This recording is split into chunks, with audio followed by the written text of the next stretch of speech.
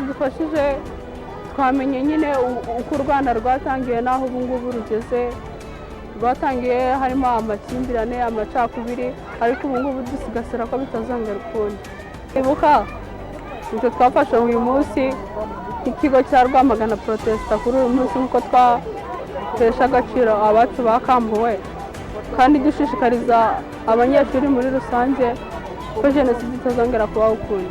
Rwamagana Protesta uyu munsi habaye igikorwa cyo kwibuka ku nshuro ya 32 jenoside yakorewe abatutsi muri Mata 1994.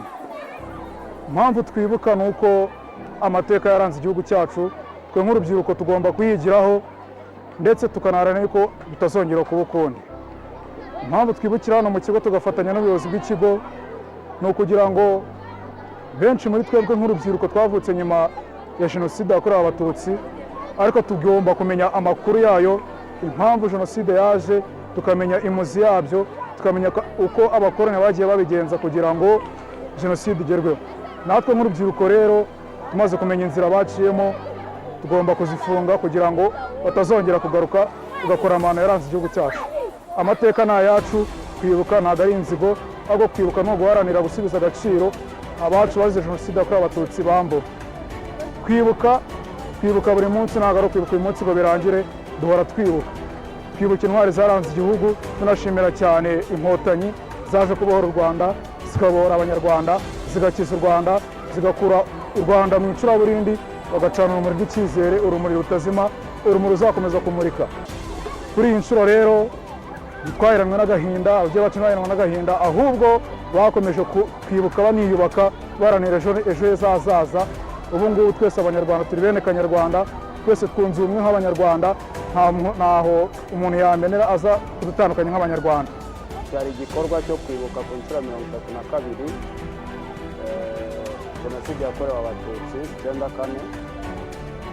Ikaba ari ingarukamwaka mu bigo by'amashuri, akaba ariyo mpamvu uyu munsi twahuriye muri iki gikorwa, turi kumwe n'abayobozi, turi kumwe n'abanyeshuri. Intego y'uyu munsi yari kwigisha amateka abana bari imbere batabaye mu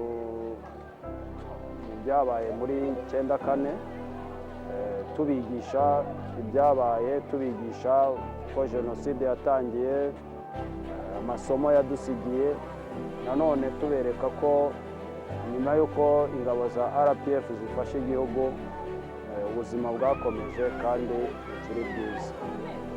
Ubwo rero uyu munsi wari umunsi wo kwigisha uru rubyiruko amateka ajyanye na jenoside. Mwakoze. Turigishwa amasaha 3, ndavuga ku ba tronkome.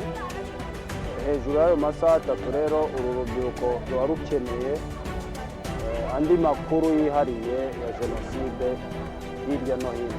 Ubwibyo kwibuka rero biba biduha umwanya wo guhura n'abo basaza. Hari uwatubwiye ko yari afite imyaka 32, undi yari afite 17, abandi twari dufite imyaka 8.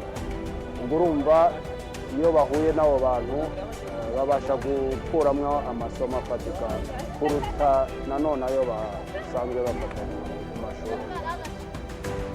Uyu munsi ikigo cyacu cyaje Rwamagana Protesta twibutse ku nshuro ya 32 abari abanyeshuri n'abarezi, abakozi bose bakoreraga muri iki kigo bapfuye bazize jenoside yakorewe abatutsi mu 1994. Ni umwanya wo kugira ngo tuzirikane n'urubyiruko rwige ku mateka yaranze igihugu cyacu, amateka atarabaye meza, amateka yatumye abacu babura ubuzima. Urubyiruko rwacu ruba rwabashije gusobanukirwa n'amateka. Umutangabuhamya wabonetse ni uwo kugira ngo abana bamenye ko koko ibiri mu mateka byabaye impamo, kubera ko uwo mutangabuhamya aba arimo kubabwira ibyamubayeho icyo gihe muri jenoside. Ibyo rero bituma n'abana bamenya ukuri kw'ibyabaye, bigatuma amateka babasha kuyasigasira, bagasigasira n'ibyagezweho.